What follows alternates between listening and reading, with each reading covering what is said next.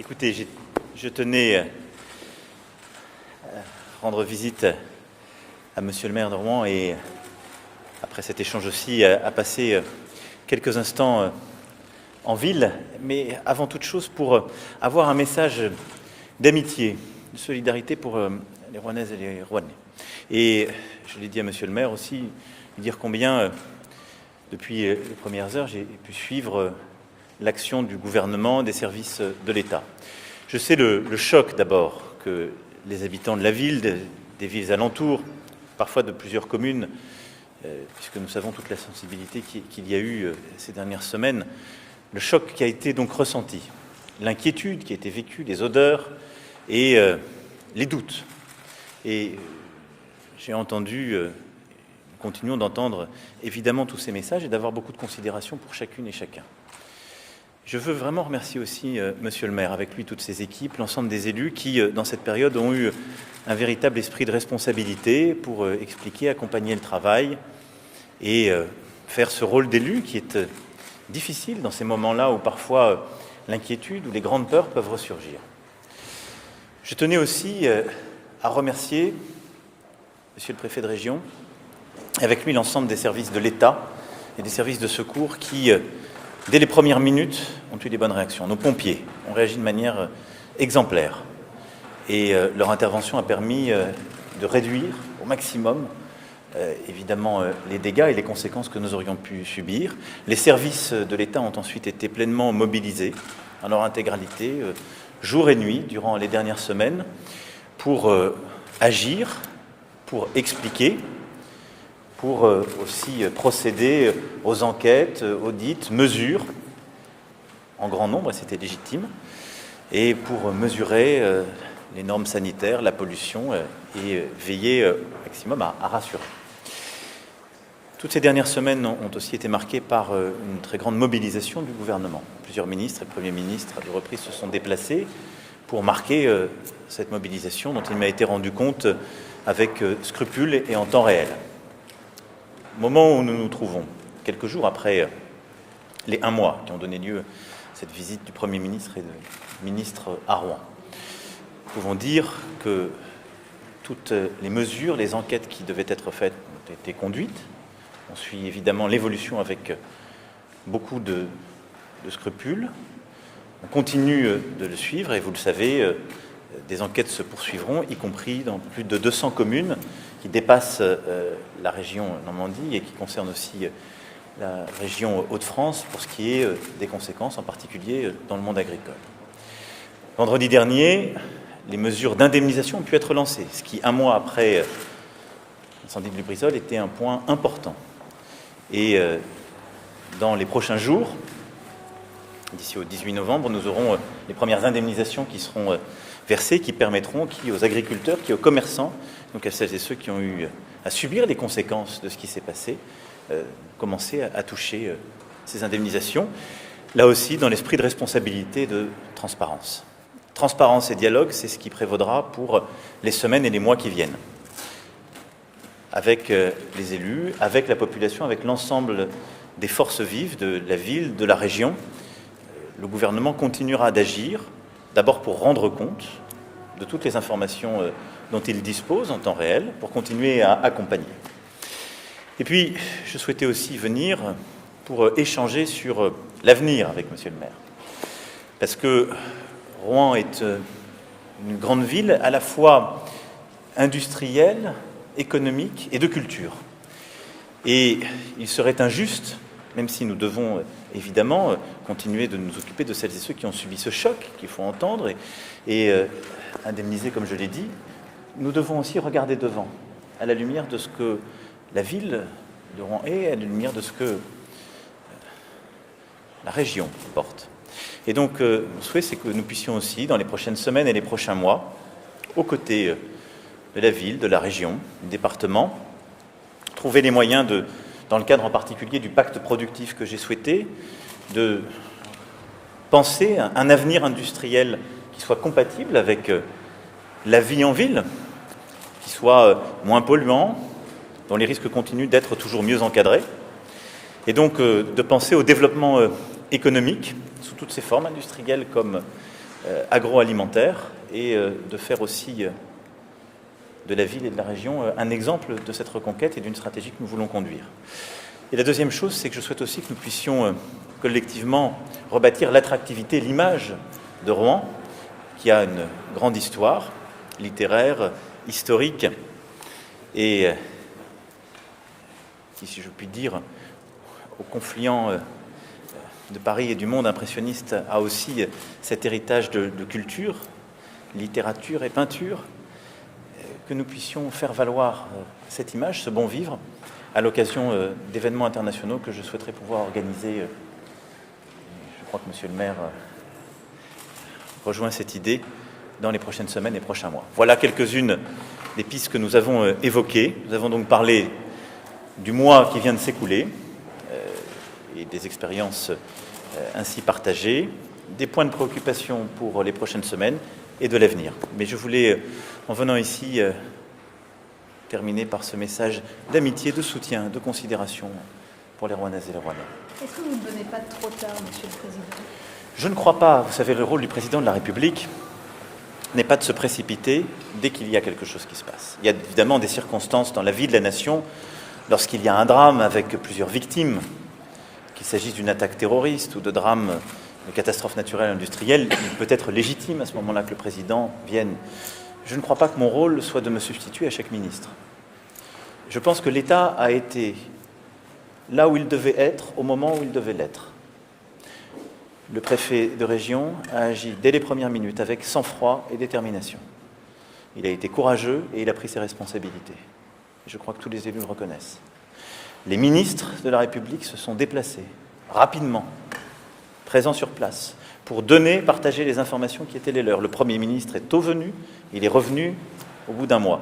Le Président de la République n'a pas vocation à être un homme orchestre. Il faut venir au bon moment. J'ai évidemment suivi dès les premières minutes ce qui se passait. Je me suis préoccupé du sort de la ville, de ses habitants, des alentours et de tout ce qui était conduit par le gouvernement. Mais je pensais que c'était là le bon moment, avec justement un peu de recul, d'avoir ce message de soutien, de considération, de rendre compte de ce que j'en ai retenu, de pouvoir échanger avec Monsieur le maire et par son truchement la population, et puis aussi de parler de la suite. Monsieur le Président, une petite question concernant la défiance vis-à-vis de la parole publique aujourd'hui. Qu'est-ce que ça vous inspire ? C'est un défi que nous avons tous, et qui touche les politiques au premier chef, ceux qui administrent, parfois ceux qui commentent l'actualité, même quand je lis les enquêtes auxquelles vous faites référence, ceux qui la pensent, c'est les scientifiques. Vous savez, c'est aussi pour ça qu'il ne faut pas parler tout le temps et qu'il ne faut pas se précipiter sur tous les événements. Il faut savoir faire les choses en bon ordre, au bon temps, et parfois la multiplication des paroles peut créer une forme de relativisme absolu. Nous devons apprendre à vivre avec les réseaux sociaux et l'information continue. Il y a des bonnes choses, on sait, il y a plus de transparence qui est créée. Parfois, ça crée de la friture sur la ligne, parce qu'on pense que toutes les paroles se valent. Moi, je retiens, et nous devrons en faire les retours d'expérience pleins et entiers, on peut toujours s'améliorer, toujours. Monsieur le préfet, d'ailleurs, dans son audition d'aujourd'hui, a présenté quelques pistes. Et le gouvernement y réfléchit, nous aurons à en tirer les conséquences. On en parlait aussi avec monsieur le maire. Mais je sais une chose, c'est qu'à un moment donné, quand les choses s'emballent, si on ne vérifie pas la réalité d'une information, la véracité d'une image, le statut d'une parole, il y a peu de chances qu'on rassure. Et donc, il est important dans ces moments-là que les paroles autorisées s'expriment, que les experts en indépendance puissent s'exprimer, que ceux qui ont à gérer une crise la gèrent avant tout et rendent compte de manière régulière sur ce qu'ils font et ce qu'ils savent. Et il faut accepter que la transparence absolue n'est possible qu'à la fin, quand on a rassemblé tous les éléments. Voilà. Donc la défiance, j'ai peur que parfois nous la nourrissions collectivement par la précipitation ou la relativisation. Et je pense que ce qui est très important, et c'est aussi pour ça que je voulais saluer à la fois le travail de l'État, de son représentant ici, de ses services et des élus, c'est qu'il faut garder beaucoup d'humilité, de sang-froid, dire ce qu'on sait et ce qu'on ne sait pas, avoir beaucoup de transparence, de dialogue, et associer qui décide dans son rôle, qui expertise dans son rôle et avec indépendance, et qui vit et doit dialoguer dans son rôle, c'est celui du citoyen. Voilà, je pense qu'il faut que ces différentes formes soient maintenant organisées dans la vie démocratique contemporaine peut-être un peu mieux. Quand toutes les paroles se mélangent avec tous les statuts, ça crée de la défiance et tout le monde est perdant. Parce qu'on a besoin de confiance pour vivre en démocratie. La confiance, ce n'est pas la crédulité. La confiance, c'est le fait de croire dans une parole qui est autorisée, soit parce que quelqu'un a des informations, parce qu'il agit et qu'il est détenteur d'une autorité, d'un pouvoir justement d'action, soit parce qu'il a une expertise scientifique. Voilà. Donc chacun a sa place au bon rythme. C'est comme ça qu'on peut bâtir les choses. Et l'emballement qu'il y a parfois eu, moi dont je comprends une chose, c'est l'émotion de la population. Quand on vit ce qui a été vécu à Rouen, quand on respire, on le disait, pendant des jours et des jours, même des semaines, des odeurs qui sont désagréables, dont on ne connaît pas la dangerosité, même si on vous dit le contraire, c'est très déstabilisant. Et donc ça nourrit forcément de l'inquiétude. Il ne faut pas que cette inquiétude, qui est tout à fait légitime, devienne de la défiance parce que des fausses informations circulent ou parce qu'on se met à dire tout est son contraire. Monsieur le Président, la question des cas de catastrophe technologique, ça a été évoqué avec Monsieur le maire, qu'est-ce que vous en pensez? Beaucoup de personnes l'attendent ici à Rouen. Écoutez, là-dessus, nous en avons parlé avec Monsieur le maire, parlant avec le gouvernement. Je crois qu'il faut, là aussi, regarder les choses telles qu'elles sont. Nous sommes face à un site Seveso qui est connu, qui est encadré, et d'ailleurs, dont la classification a permis la bonne réaction des services de l'État, plus exactement de l'ensemble des forces de secours, des services des élus. Donc ces classifications servent à quelque chose. Ces sites sont le fruit de notre histoire, mais ils sont infiniment mieux encadrés qu'ils ne l'étaient jadis et même naguère. Ensuite, quand on regarde à date, je suis très prudent, les conséquences et les effets produits, je considère que les travaux qui ont conduit à nettoyer, à Dars en particulier, ont été faits de manière très rapide. Les prélèvements ont à chaque fois permis de donner des chiffres qui sont dans la norme, et l'accompagnement sanitaire, l'accompagnement lié à toutes les mesures de prélèvement en ville, alentour, y compris, je le disais, hors du ressort de la région, a permis de montrer que la norme était à chaque fois suivie. Donc, je pense qu'à ce stade, engager un tel débat supposerait en tout cas d'avoir des faits objectifs pour le faire. Ce qui est sûr, c'est qu'il y a un travail d'accompagnement, sans parler de catégories comme celle que vous avez évoquée. C'est ce qui nous a conduit, vendredi dernier, à lancer la procédure d'indemnisation, à mobiliser aussi donc la responsabilité, dans le cadre de ce qui s'est passé, de l'entreprise et du groupe, ce qui a été fait. Et donc je crois qu'aujourd'hui, il nous faut plutôt poursuivre le travail de suivi de mesures de transparence, l'indemnisation et le suivi dans la durée. Et je pense que ce qui est très important et qui est attendu, et on verra après avec la durée s'il convient de qualifier différemment la situation. Je parle avec la même humilité que celle à laquelle je faisais référence un instant. C'est de se dire tout ne se stoppe pas maintenant, parce qu'il y a peut-être des choses qu'on ne mesure pas parfaitement. Et donc il faut qu'on puisse mesurer sur les prélèvements qui ont été faits, qui continueront d'être effectués, sur la santé et autres, les effets qui seront perçus. Mais donc, on continuera à mesurer, on continuera à informer et on continuera la transparence. Justement, Monsieur le Président, il y a plus de 500 plaintes qui ont été déposées dans le mois que vous évoquez. Qu'est-ce que concrètement vous pouvez dire à ceux que vous allez rencontrer en ville? Mais ce que je viens de dire, c'est-à-dire qu'elles seront toutes instruites, considérées. On sait la sensibilité, on en parlait, plusieurs centaines de personnes sont allées à l'hôpital avec des troubles qui n'ont pas donné lieu à des hospitalisations longues, et donc à court terme en tout cas à des pathologies qui sont identifiées, mais il faut continuer de le suivre. Et je pense que ce qu'on peut dire, c'est qu'il y a eu une exposition, que les mesures qui ont été faites n'ont pas conduit à montrer des chiffres qui sont hors de la norme, que des gens ont ressenti des choses, et moi je l'entends, il faut le respecter. Et c'est aussi ce que je suis venu dire. Et donc, évidemment, ceci sera regardé avec beaucoup de scrupules, qu'on continuera à le faire pour celles et ceux qui ressentent des symptômes, ont le sentiment d'avoir des conséquences de cela.